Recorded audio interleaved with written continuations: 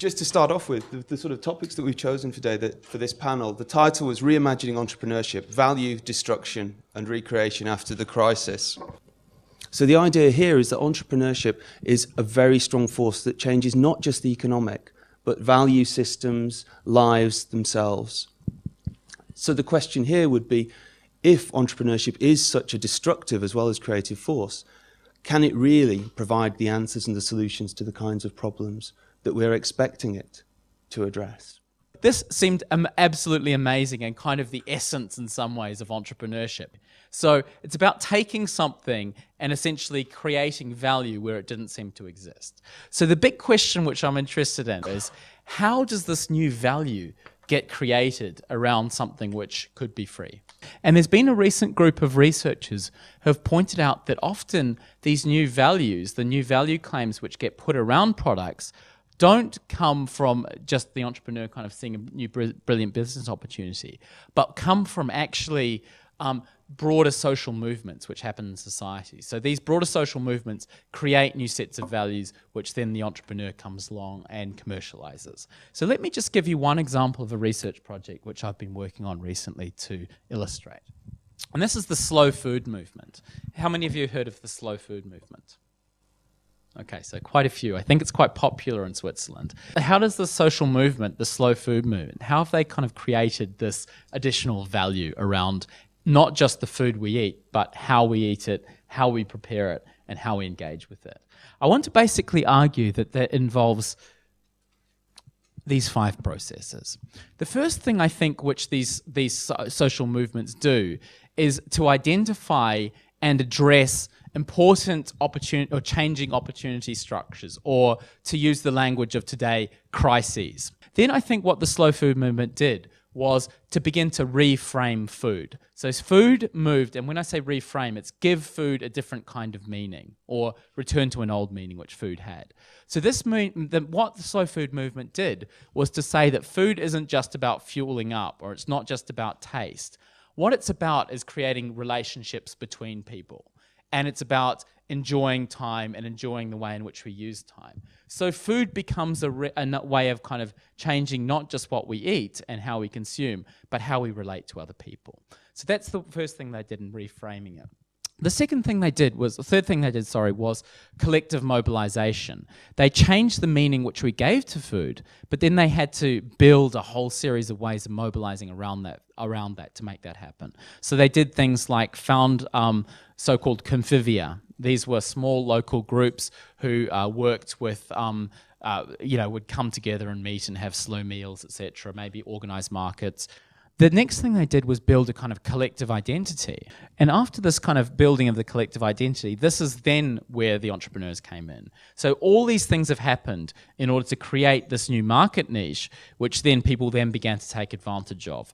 There's the possibility of an institution that could prepare young adults to join the active life, to join society, and to build a certain kind of society.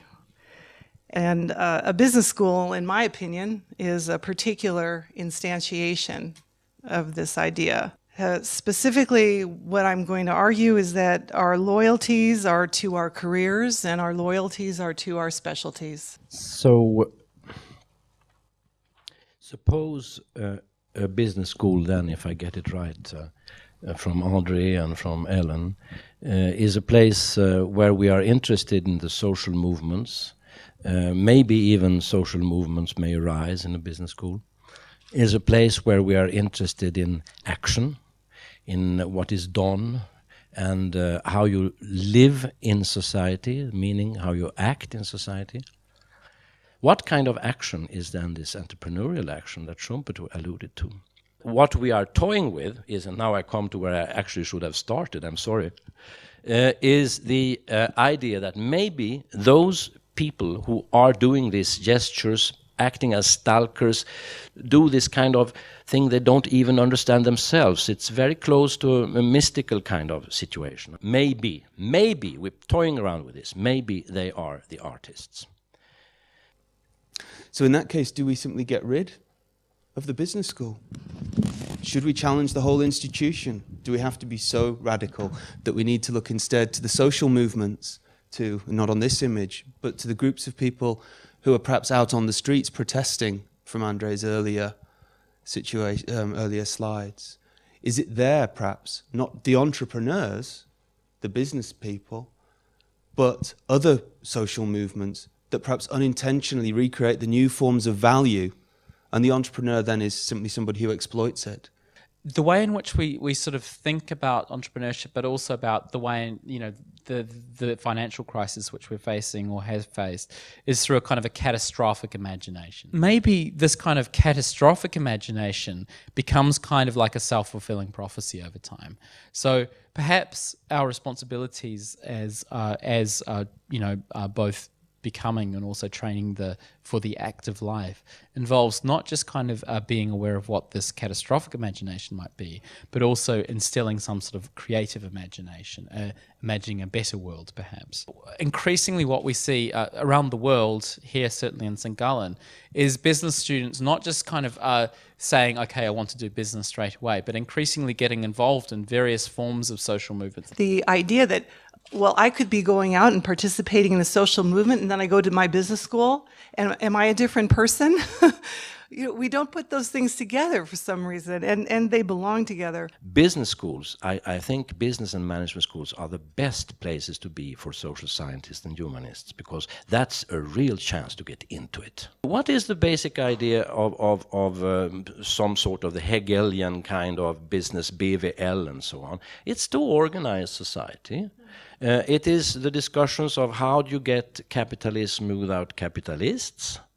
It's the problem of a little exaggerated, and it didn't go so well, but how you almost make good civil servants, good officers fighting for the wealth of the nation in the service of the nation without being too greedy or too etc. etc. The idea that you introduce ethics in an economy-based study curriculum is crazy, because economics is ethics. That's the first thing, huh? But one sort of ethics.